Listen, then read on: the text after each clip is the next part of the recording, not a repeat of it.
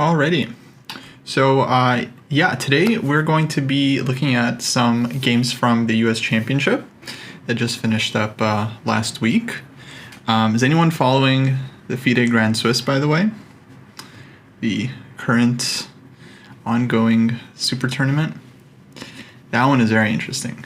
Maybe we'll do a class next time on games from from that tournament, because there's so many good players there. But for today, okay, I pulled some moments for you guys to take a look at some interesting ideas that popped up in a number of the games. We'll see how you do. You can test yourselves against some of the players from the U.S. Championship, and yeah, maybe try to keep track of your score. See how many you get right. Okay, let me get the first one here on the board.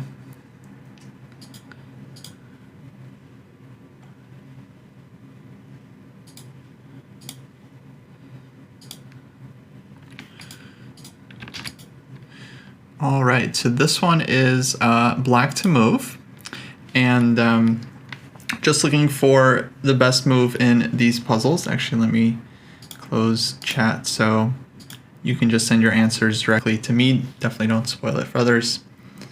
Black to play. How should black proceed in this position? I'm gonna give you guys a couple minutes here. Let's say 3 minutes for this one.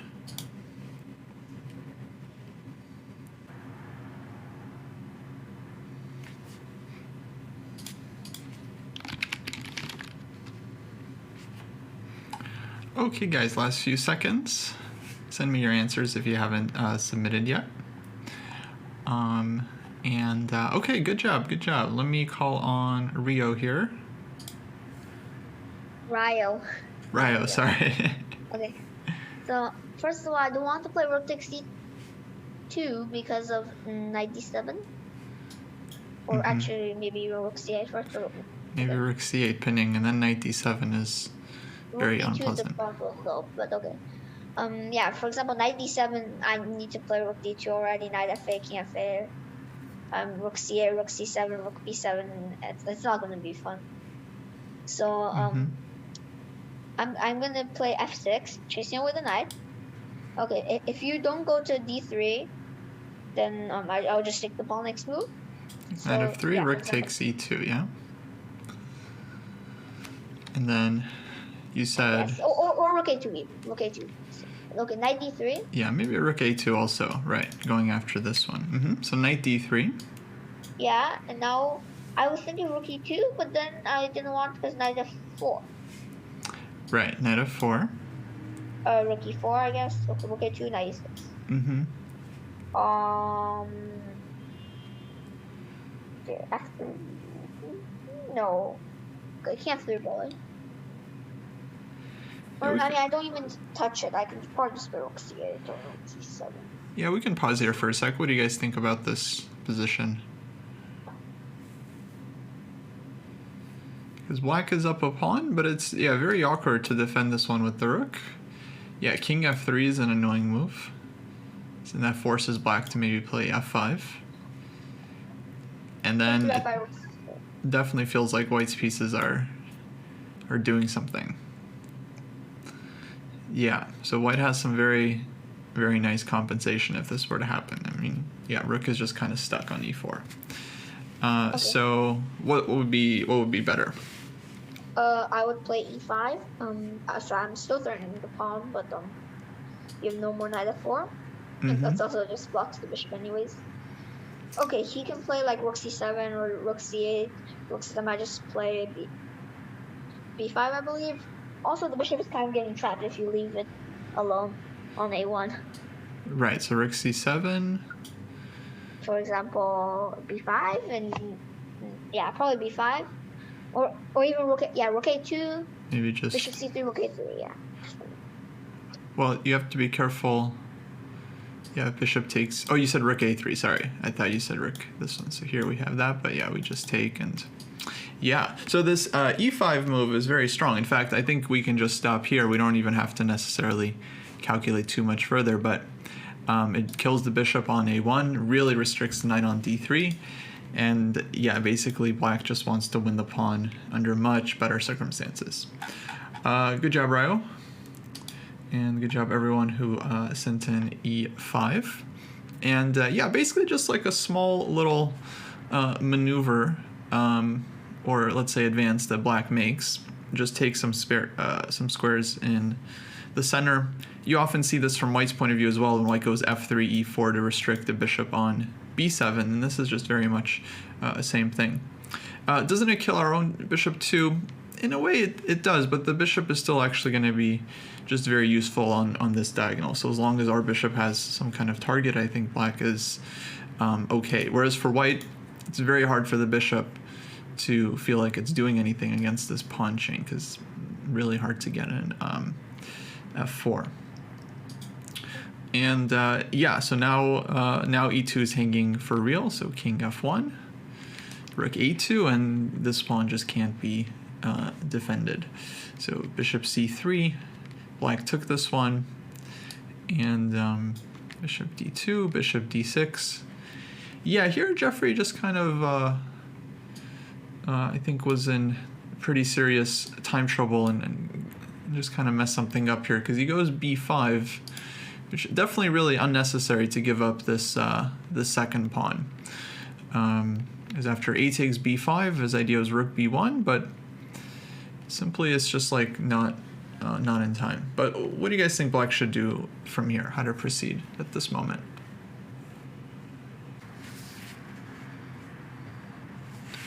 Okay, we have b4, but then probably white takes, bishop takes b4. And we lose one of our extra pawns, and then b7 might be hanging as well. Rook a2 and e4. Yeah, either of these moves are good, and black is just getting serious counterplay. Both are quite strong. So Sevian starts with e4, knight f4, rook a2, bishop e1. And now he could already go rook b2 here, but he decides to go b4, which is kind of interesting. Now, what do you guys think his idea is on bishop takes b4?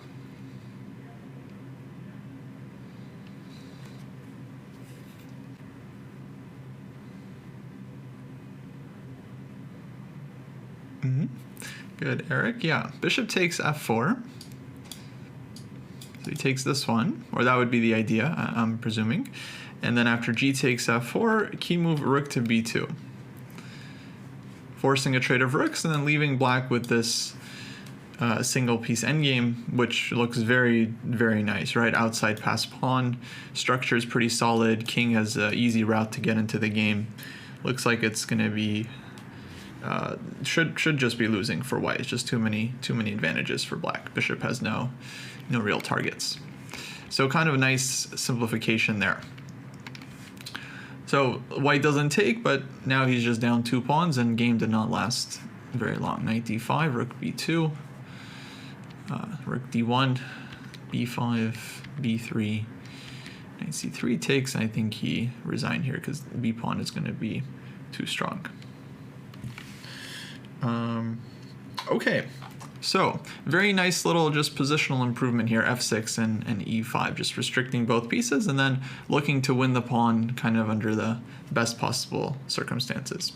Although white definitely didn't necessarily have to lose this game. I want to go back to this moment. Instead of b5, guys, what would be a better way for white to try to defend this position? What do you think? This one's kind of tough because we're down a pawn. But the position definitely isn't lost yet, and if we can find a way to salvage a draw at least some of the time, that's a lot of points that we're scoring.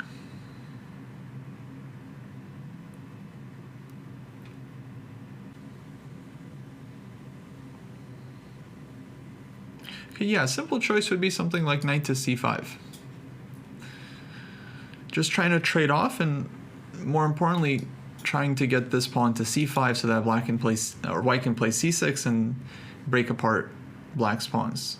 Like if we're going to be left down a pawn, we kind of want it to be a weak pawn, and ideally we get some rook endgame down a pawn, which might be holdable. So, for example, black maybe takes this way, drops back, then either c6 here, or I think their idea is like this: bishop b4, rook a4, and now c6. So take, and maybe white can hold this, right, on a good day.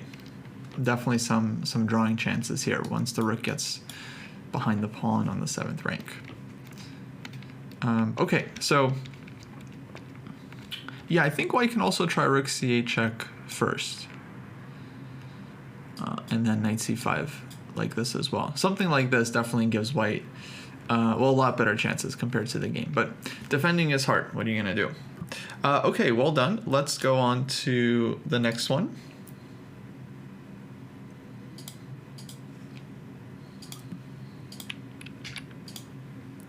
All right, again, we're gonna be looking at this from black's point of view. So this is a game between Begum and Crush. And okay, I'm gonna give you guys another 3 minutes here.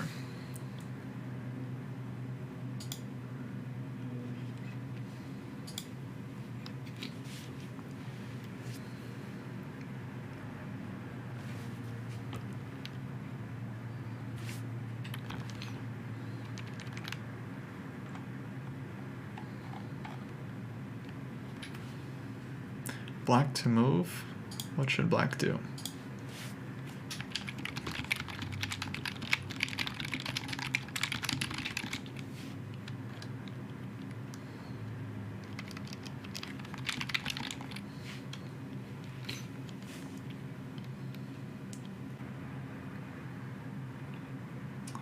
Okay, very good. So, yeah, actually lots of interesting ideas here. Of course, this pawn is hanging with check, but the pawn is also not going anywhere, right? If we take this one right away, it gives white the chance to immediately activate the king with king d4, and then the king is a lot closer to our queenside pawns, and yeah, that position looks very unclear. So starting with e5, definitely the way to go. Now there was one interesting try with b4 I saw in the chat, because it comes with kind of a nice trap. If king d4, a4, king c4, black can play b3, right? Takes a3.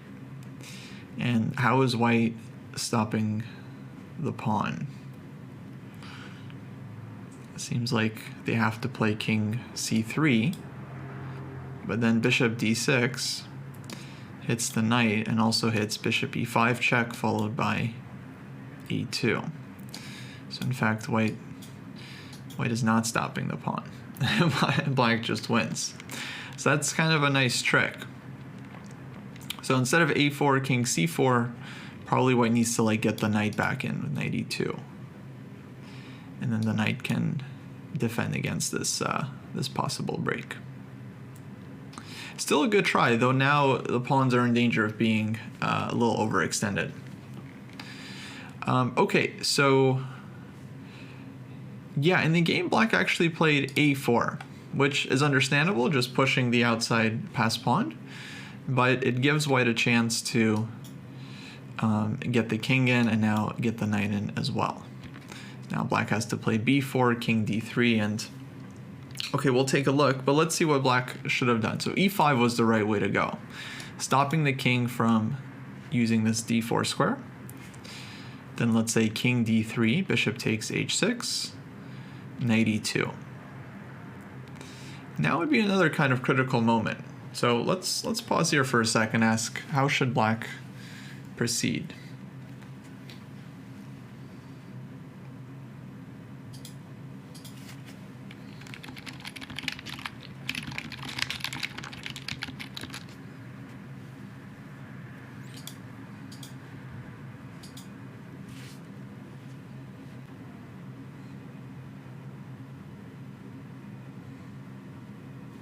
Okay, very good. Yeah, black really wants to restrict this knight, so b4, even though it looks kind of counterintuitive, but it's more important to actually cut all the squares this knight can jump to.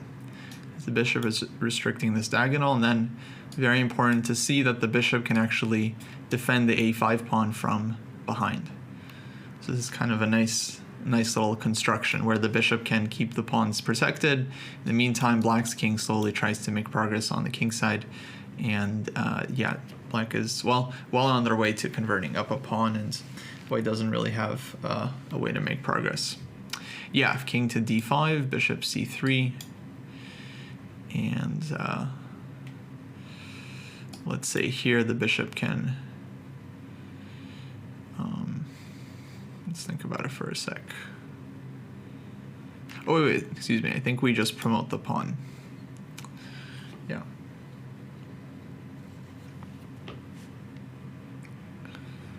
So then b3, a3, and it's going to be very hard to stop for white. If you take knight d4, there's always bishop c3.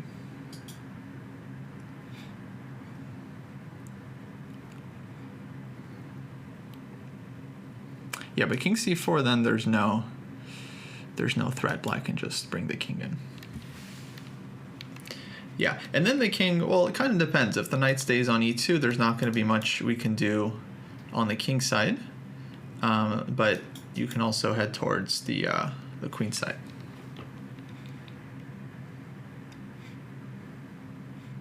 Yeah.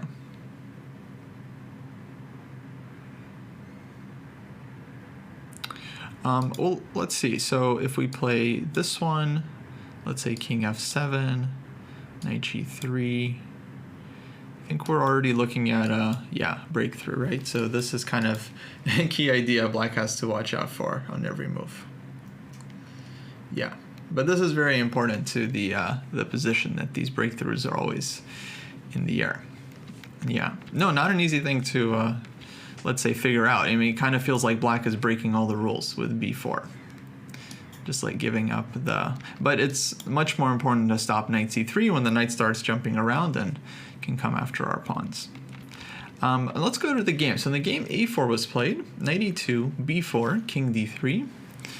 Black took this one, king c4. Bishop f8. Now white's knight is not fully restricted here, so white comes in. And okay, black to play. How to proceed. Let me give you guys another 2 minutes on this one.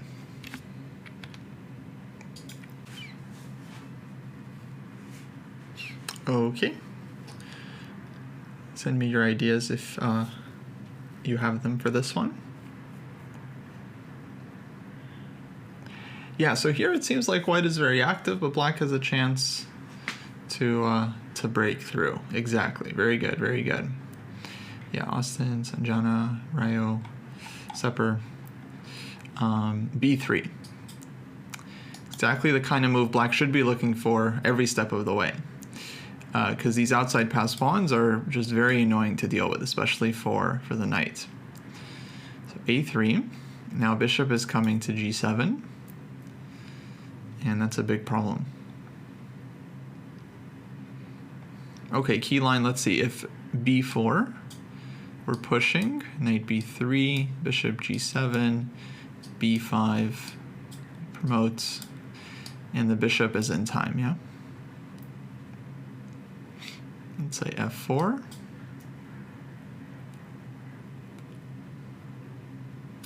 How to finish it off from here.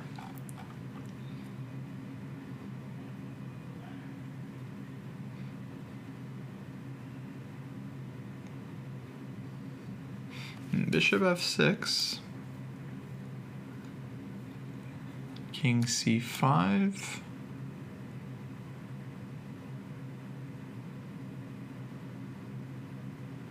could get a little tricky, yeah?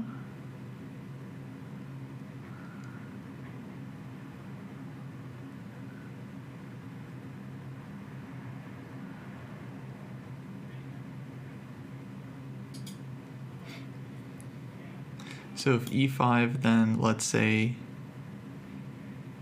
b6.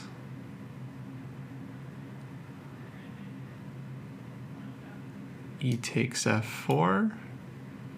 King d5.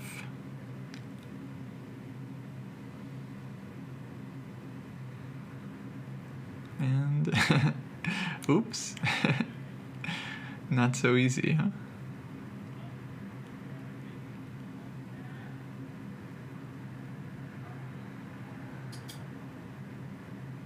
Okay, maybe g5. All right, g5 looks promising. If b6, we take.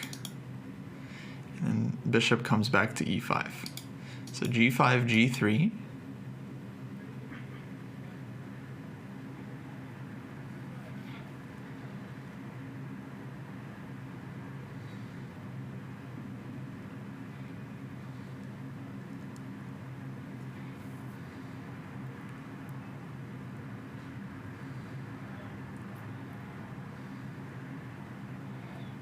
And then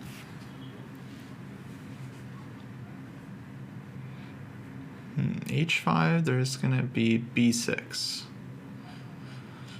White's pawn is going to run.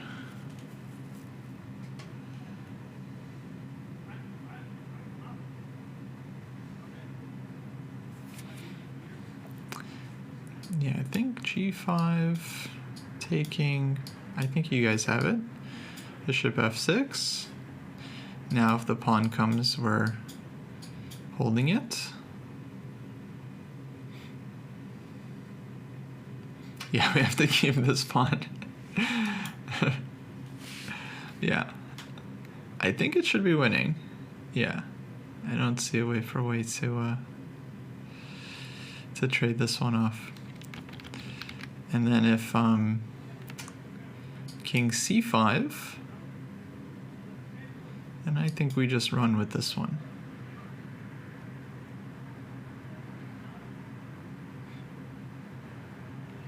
Yeah, like here we're coming, actually here. So here we're coming here again.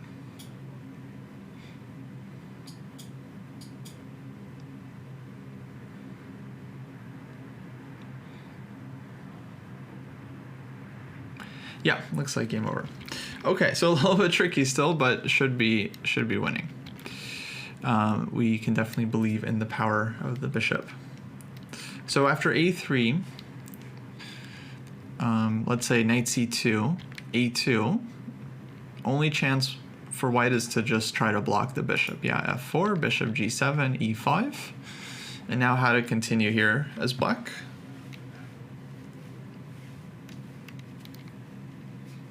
Yeah, should be just gut instinct, g5. White will go g3. And what about now?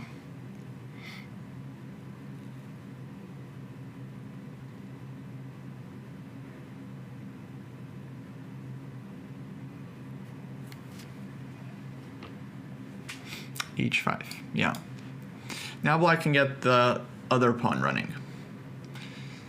Our threat is either h4 or takes, h4, takes, bishop h6.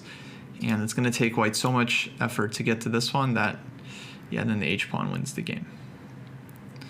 Let's say b4, takes, bishop h6. And yeah, taking this one, and this one's running. Or king d4 ends. Yeah. Game over. Okay. So in this game, Black played bishop g7, and I think they drew. After knight c2, everything got liquidated, unfortunately, for Black. All right, let's go to the next one.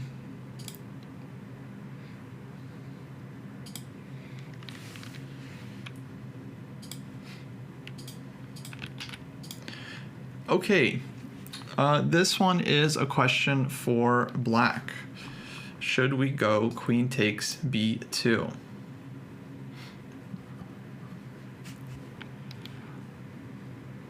Let me give you guys 3 minutes on this one.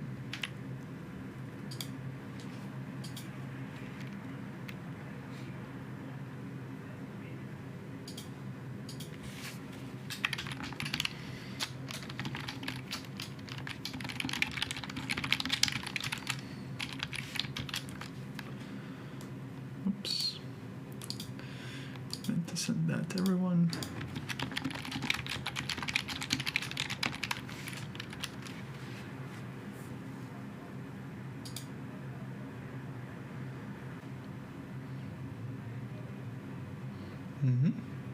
Okay, let me know if you haven't already. Should black take on b2 or not, and if so, why? Or why not? So yeah, this was the game between Krush and Zatonsky. And, well, I think black's position is actually not that bad here. Maybe slightly worse because of the isolated queen pawn. A little bit passive. White has good control over the blockade square on d4 and a pretty solid position. Definitely black didn't need to take on b2, but it is a pawn. And if we can get away with taking this one, then, well, it's a good pawn to take. And sometimes we should be willing to take the pawn if we don't see anything that the opponent can do that's so dangerous. But here it does turn out to be pretty dangerous, as some of you pointed out. The problem is there's no immediate rook fb1 because queen a3, the queen is escaping, and b7 is defended.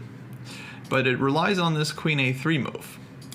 So after queen takes b2, instead of rook fb1, what other move can white start with here? Knife to b5. Yeah, knight b5 is an interesting choice as well. But yeah, black might have knight b4.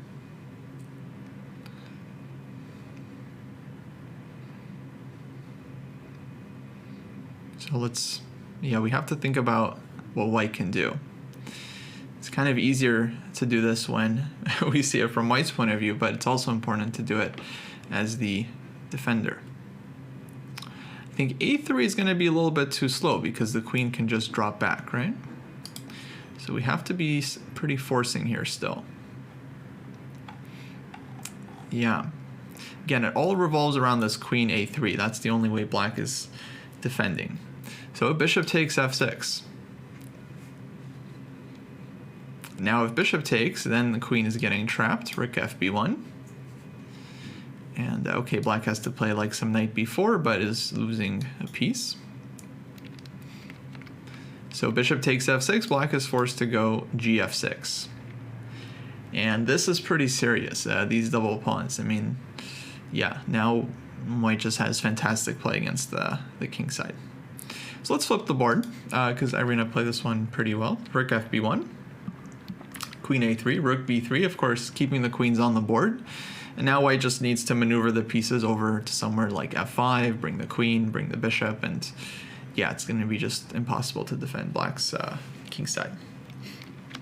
So queen a4, queen b1, knight takes d4, knight takes d4, rook c7. White wins the pawn back, not that it matters too much in this position. Takes, bishop d3, bishop c5. Now black can't even defend this pawn or doesn't have time because of h6, white just starts maneuvering the queen over towards the king side. Queen d1, queen h5, and too many weaknesses. So bishop c5, a good practical try, just trying to trade off. Bishop takes h7, king g7. Okay, white to play. How to proceed?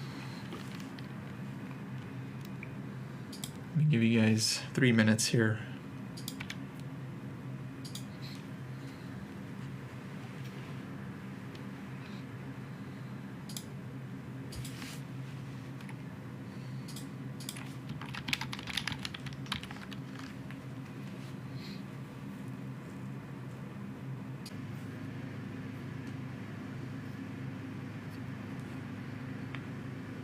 Okay, 15 seconds. Get your answers in if you haven't already.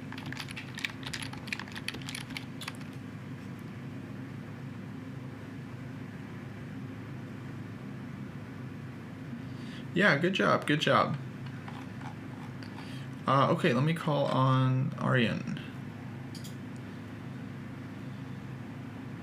So here, the thing is, the f7 pawn is the only thing defending the e6 bishop. And if the knight lands on e6, it's forking the king, queen, bishop, and rook. Mm-hmm. So it's forking all of those pieces, mainly the king and queen. So if we find a way to distract the pawn, then we can win the queen and become rich. So we play queen to g6. Queen g6, very good. F takes g6. Like, so if king h8, then queen h6, and we're mating him. Yeah. So takes. So he has to take and now take. King takes bishop, knight takes queen, and basically what happened is we've simplified. And now this is just a winning endgame. Because either he has to let go of his pawn, or he loses even more material, like knight e6 threats. Right, because this one is hanging and this one is hanging, right? So rook d8, knight e6 here, and rook c8, c1. Yeah. Okay, very good, very good. Yeah, a few of you guys pointed this out. Very nice.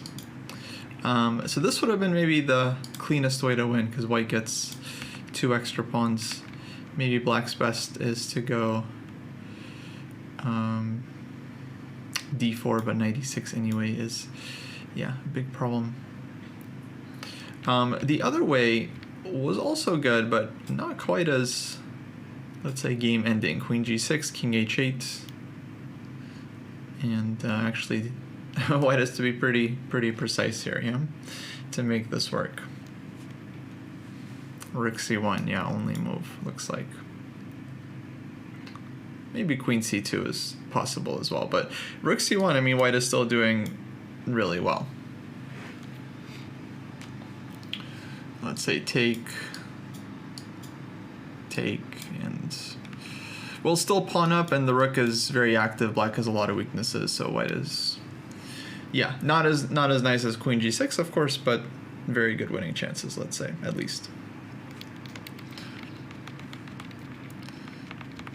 Yeah, in the game, bishop f5 was played, so this one is just kind of missed. It's one of those things, it's like if you don't pause and look for it, very easy to just overlook this kind of tactic. But anyway, white was still having a big advantage, and this position is just very difficult to defend when the king is weak. As long as white keeps heavy pieces on the board, the king on g7 is always going to be in huge danger. So even if the bishops get traded, as they do here, it's like black can even undouble the pawns, but the king is still going to be very exposed on the 7th rank. So black doesn't even do that. Takes with the rook, and slowly white is able to bring everything over to the king side. And I think black resigned here because mate is coming in short order. Okay, very good. Let's go to our next one.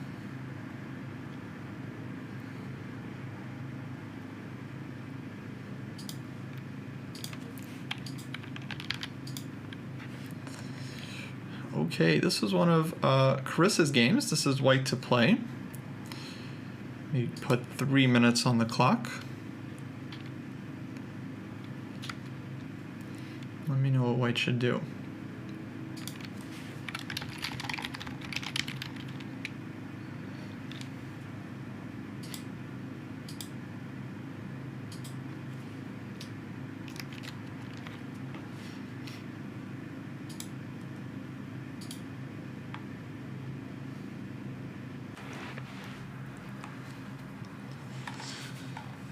All right, we got Aryan again.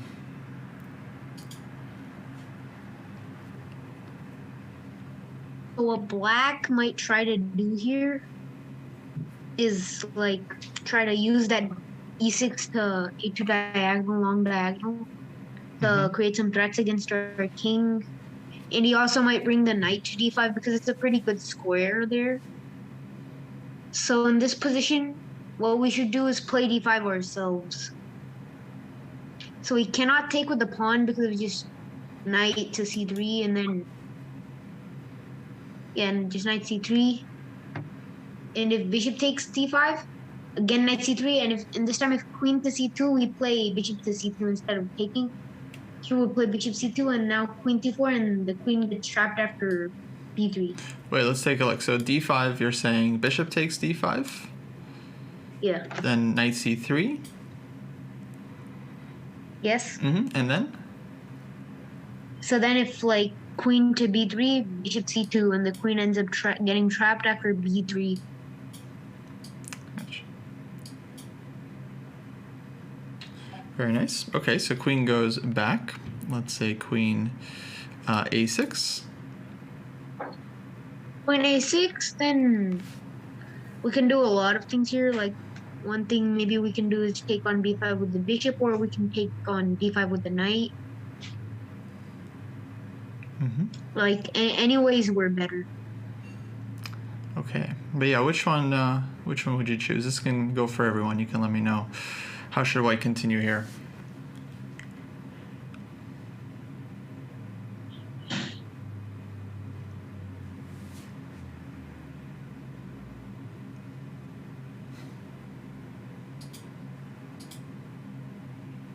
Knight takes d5. You go knight takes d5? Yeah. Yeah, I think this is the way to go. This is what happened in the game, taking the light squared bishop. Black structure is all collapsed now. White takes on f5, and now the light squared bishop is an absolute monster. And light squares are super weak. Or maybe even queen b4 would work.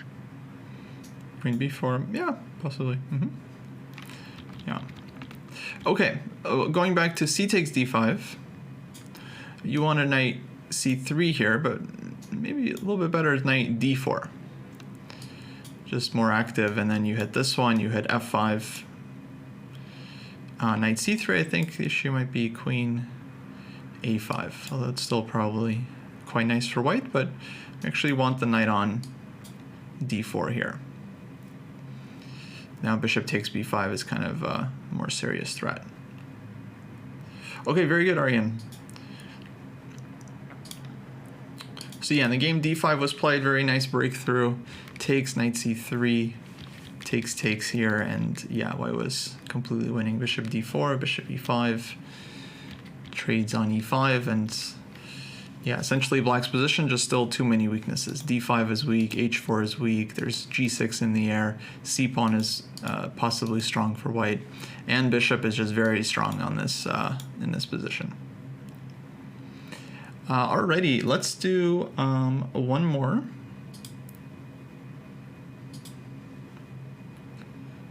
We'll jump to this game. This game between John Burke and Jeffrey Zhang. And let's go to the key moment here, after black played c5. Okay, white to play. Let me give you guys a couple minutes here to think about it. Hopefully in a game you would spend more than 3 minutes, but we're running out of time, so we'll keep it short.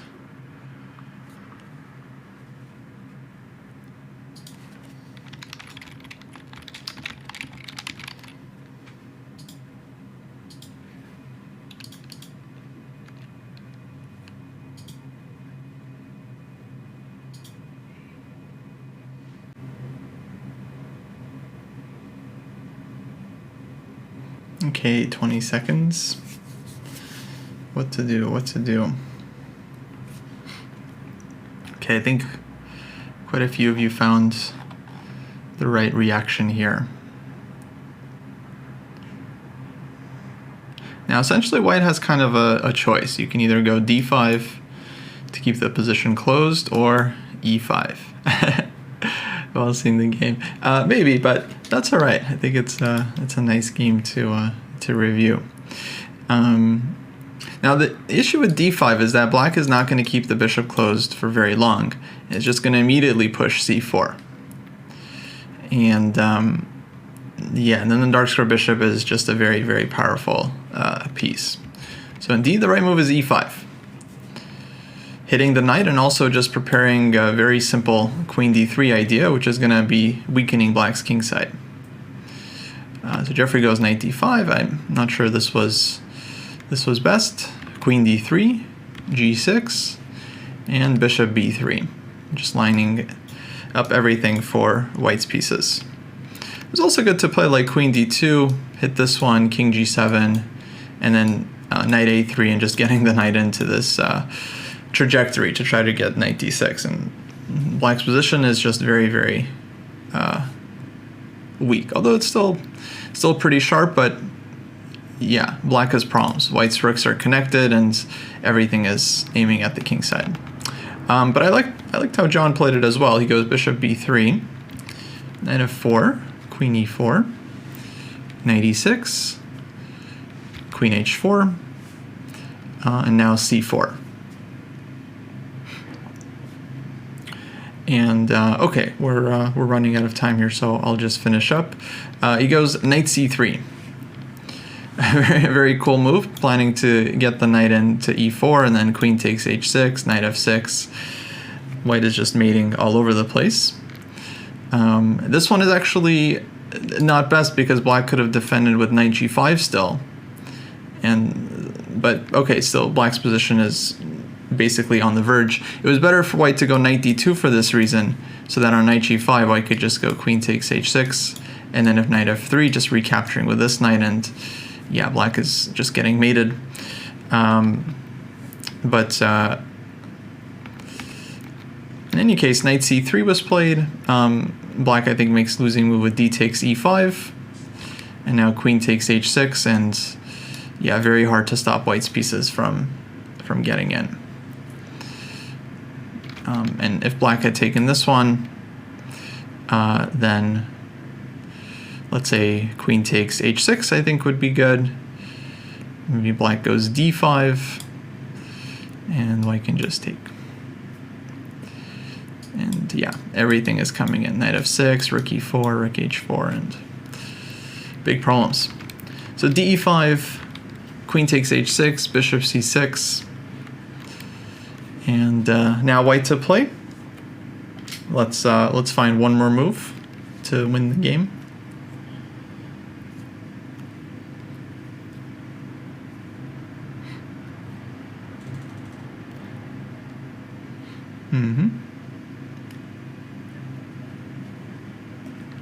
Yeah, resign. Very good. No, d5. Nice job. Takes, knight takes, the knight comes in. C takes b3, knight e4. Queen d8, d takes c6, and black resign here because one of white's knights is getting to g5. Rook is coming to e4 and h4, and yeah, kingside is just getting absolutely wrecked. So yeah, very nice attacking game by Berg to end the tournament. Alrighty guys, I think we're going to end it there. Good work today. Let me open up the chat. Yeah, hopefully you enjoyed it. Some great games. Try to follow the FIDE Grand Swiss. There's some amazing games being played there like every single day. Worth looking at. So yeah.